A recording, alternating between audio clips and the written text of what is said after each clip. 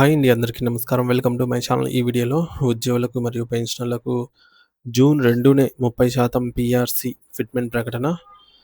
దీనికి సంబంధించిన పూర్తి సమాచారాన్ని ఈ వీడియోలో తెలుసుకుందాము. వీడియో అయితే ఎక్కడే గాని స్కిప్ చేయకుండా ఎండ్ వరకు చూసేయండి. అప్పుడు ఇన్ఫర్మేషన్ పూర్తిగా అర్థమవుతుంది. అలాగే వీడియో చూస్తున్న ప్రతి ఒక్కరు వీడియోకి లైక్ చేయండి ఫ్రెండ్స్. ఈ వీడియోని తోటి ఉద్యోగ, పెన్షనర్ మిత్రులతో అయితే షేర్ చేయండి. కొత్తగా మన ఛానల్ చూస్తున్నవారు ఇంకా ఎవరైనా సబ్స్క్రైబ్ చేసుకోకపోతే వెంటనే మన ఛానల్‌ని సబ్స్క్రైబ్ చేసుకోండి. సబ్స్క్రైబ్ చేసుకోవడం వల్ల నేను చేసే ప్రతి ఒక్క వీడియో మీ వరకు రీచ్ అవుతుంది. ఇక ఆలస్యం చేయకుండా వివరాల్లోకైతే వెళ్ళిపోదాము. సో ఫ్రెండ్స్, ఇక విషయానికొచ్చినట్లయితే తెలంగాణ రాష్ట్రంలో అధికార మార్పిడి జరిగి రేవంత్ రెడ్డి గారి నేతృత్వంలోని కాంగ్రెస్ ప్రభుత్వం కొలువుదీరినప్పుడు ఉద్యోగ వర్గాల్లో ఒక కొత్త ఆశ అయితే చిగురించిందండి. ఆనాడు ప్రభుత్వం ఇచ్చినటువంటి హామీలు ఒక అందమైన హరివిల్లులాగా కనిపించాయి. కానీ నేడు ఆ హరివిల్లు కరిగిపోయి ఉద్యోగుల గుండెల్లో అసంతృప్తి సెగలైతే పుడుతున్నాయి. మరి దీనిపై ప్రభుత్వం రాష్ట్ర వ్యాప్తంగా ఒక ప్రత్యేక విశ్లేషణ ప్రస్తుతం అయితే రాష్ట్ర వ్యాప్తంగా ఒక ప్రత్యేక విశ్లేషణ జరుగుతోంది. ఎన్నికల సమయంలో ఉద్యోగులు, ఉపాధ్యాయులు మరియు పెన్షనర్ల ఓట్లను ఆకర్షించడానికి కాంగ్రెస్ పార్టీ వరాల జల్లు కురిపించింది. అయితే అధికారంలోకి వచ్చిన తర్వాత ఆ మాటలను కార్యరూపంలో తీసుకురావడంలో తీవ్రమైన జాప్యం జరుగుతుంది. మరి రేవంత్ రెడ్డి గారి సర్కారు ఏర్పడి నేటికి దాదాపు 30 నెలలు అంటే 2.5 ఏళ్ళు గడుస్తున్నాయి. 5 ఏళ్ల పదవీ కాలంలో సగానికి పైగా సమయం ఇప్పటికే గడిచిపోయింది. అయితే సగం టర్మ్ పూర్తి కావస్తున్న ఉద్యోగుల ప్రధాన సమస్యల పట్ల ప్రభుత్వం అనుసరిస్తున్నటువంటి నాన్చుడు వైఖరిని చూసి ఉద్యోగ లోకం ఇప్పుడు తీవ్ర ఆగ్రహంతో ఊగిపోతోంది. ఎన్నికల నాడు మేనిఫెస్టోలో పెట్టినటువంటి ఆకర్షణీయమైన హామీలకు నేడు క్షేత్రస్థాయిలో ఉన్న వాస్తవ పరిస్థితులకు అస్సలు పొంతన లేదనే విషయాన్ని ఈ సమగ్ర విశ్లేషణాత్మక కథనం ద్వారా మనం విడమర్చి తెలుసుకుందాం. మొట్టమొదటిగా ఉద్యోగులందరూ 1000 కళ్ళతో ఎదురు చూస్తున్న పీఆర్సీ అంశం గురించి మాట్లాడుకుంటే సగం పదవీ కాలం ముగిసినా కొత్త పీఆర్సీ ఎక్కడ అని ఉద్యోగులు ప్రశ్నిస్తున్నారు. ఎన్నికల ప్రచార సమయంలో రేవంత్ రెడ్డి గారు తాము అధికారంలోకి వచ్చిన 6 నెలల్లోపే పీఆర్సీ ప్రక్రియను పూర్తి చేసి కొత్త వేతనాలను అమలు చేస్తామని స్వయంగా హామీ ఇచ్చారు. కానీ నేటికి 30 నెలలు గడుస్తున్నా సరే పీఆర్సీ నివేదికను అధికారికంగా బయట పెట్టకపోవడం, కనీస ఫిట్‌మెంట్‌పై ఉద్యోగ సంఘాలతో చర్చ కూడా ప్రారంభించకపోవడం ఉద్యోగులు తీవ్ర ఈ మేరకు తీవ్ర అసంతృప్తితో ఉన్నారు. మరి ప్రస్తుతం మార్కెట్‌లో నిత్యావసర వస్తువుల ధరలు ఆకాశాన్ని తాకుతూ ఉన్నాయి. మరి ద్రవ్యోల్బణం వల్ల సామాన్య ఉద్యోగి జీవన వ్యయం భారీగా పెరిగిపోయింది. మరి ఇటువంటి తరుణంలో ఉద్యోగ సంఘాలు 51% వరకు ఫిట్‌మెంట్ డిమాండ్ చేస్తున్నప్పటికీ ఉద్యోగులకు కనీస గౌరవప్రదమైన జీవన ప్రమాణాల కోసం ప్రభుత్వం అట్‌లీస్ట్ 30% మేర తగ్గకుండా ఫిట్‌మెంట్ ప్రకటించాల్సిన బాధ్యత ఉంది. మరి పదవీ కాలం సగం అయిపోయినా ఇంకా కమిటీలు, నివేదికల పేరుతో కాలయాపన చేయడం ఏంటి? అంటే ఉద్యోగులను వంచడమే కదా అని మేధావులు ప్రశ్నిస్తూ ఉన్నారు. ఇక రెండో ముఖ్యమైన అంశం సీపీఎస్. దీనిపై రేవంత్ రెడ్డి ప్రభుత్వం ప్రస్తుతం మౌనవ్రతం పాటిస్తోంది.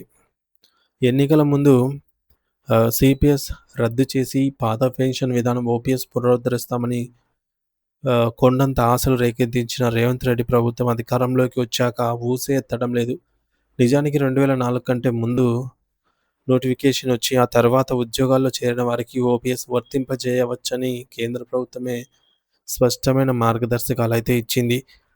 కేంద్రమే సానుకూలంగా ఉన్నప్పటికీ రేవంత్ రెడ్డి ప్రభుత్వం దాన్ని మాత్రం అమలు చేయడానికి సిద్ధంగా లేకపోగా మేము ఓపీఎస్ ఇవ్వలేమంటూ ఏకంగా సుప్రీంకోర్టులో పిటిషన్ దాఖలు చేయడం ఉద్యోగ లోకాన్ని తీవ్ర దిగ్భ్రాంతికి గురిచేస్తోంది. ఒకవైపు ఓట్లు వేయించుకొని మరోవైపు కోర్టు మెట్లెక్కి ఉద్యోగులను వ్యతిరేకంగా వాదించడం అంటే అది వెన్నుపోటు పొడవడమే అని ఉద్యోగ సంఘాలు బగ్గుమంటున్నాయి. ఆర్థికపరమైన ప్రయోజనాల విషయానికే వస్తే 5 డిఏలు పెండింగ్‌లో ఉండటం వల్ల ఉద్యోగుల నెలవారీ బడ్జెట్‌ను తలకిందులు చేస్తోంది. ఎన్నికల నాడు అధికారంలోకి రాగానే తక్షణమే 3 డిఏలు ఇస్తామని కాంగ్రెస్ నాయకులు నమ్మబలికారు. కానీ నేటికి పెండింగ్ డీఏల సంఖ్య 5కు చేరినా సరే ప్రభుత్వం నుండి ఎటువంటి స్పందన చలనం లేదు. అసలు డీఏల ప్రస్తావన వస్తేనే సర్కారు తప్పించుకునే ప్రయత్నం చేస్తుంది. మరి పెరిగిన ధరల భారంతో ఉద్యోగులు ఎలా బ్రతకాలో ప్రభుత్వం ఆలోచించుకోకపోవడం శోచనీయం. అలాగే రిటైర్డ్ ఉద్యోగుల పరిస్థితి మరీ అగమ్యగోచరంగా మారింది. వారికి అందాల్సిన రిటైర్మెంట్ బెనిఫిట్స్ దాదాపు 6,000 కోట్ల రూపాయల వరకు కూడా పెండింగ్‌లో ఉన్నాయి. జీవితాంతం ప్రభుత్వానికి సేవ చేసి విశ్రాంతి తీసుకుంటున్న వృద్ధులకు వారి సొంత డబ్బులను ఇవ్వకుండా ఆఫీసుల చుట్టూ తిప్పించుకోవడం ప్రభుత్వ వైఫల్యానికి పరాకాష్ట.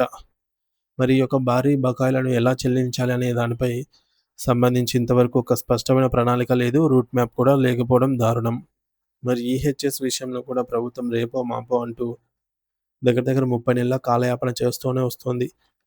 కార్పొరేట్ హాస్పిటల్స్‌తో ఉన్నటువంటి బకాయిల వివాదం మరియు నెట్ క్యాష్ విధానంపై స్పష్టత లేకపోవడంతో ఉద్యోగులు వైద్యం కోసం నానా ఇబ్బందులు పడుతున్నారు.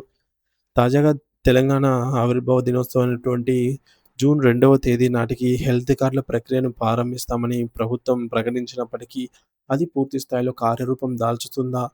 లేదా? అనేది మిలియన్ డాలర్ల ప్రశ్నలా అయితే మిగిలిపోతోంది. అయితే రేవంత్ సర్కార్ హయాంలో ఉద్యోగులకు కలిగిన ఏకైక ఊరట ఏమిటంటే ప్రతి నెల 1 తారీఖునే జీతాలు, పెన్షన్లు అకౌంట్‌లో పడటము.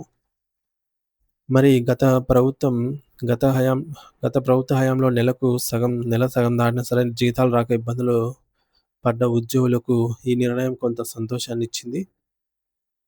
కానీ వట్టి చేతులతో 1 తారీఖు వరకు జీతం ఇస్తే ఆహ్, 1 తారీఖునే జీతం ఇస్తే ఏం లాభము అని ఉద్యోగులు నిలదీస్తున్నారు. అంటే రావాల్సిన బకాయిలు కూడా ఇవ్వాలి గదా! బెనిఫిట్స్ అవి కూడా ఇవ్వకపోవడం ఏంటని నిలదీస్తున్నారు.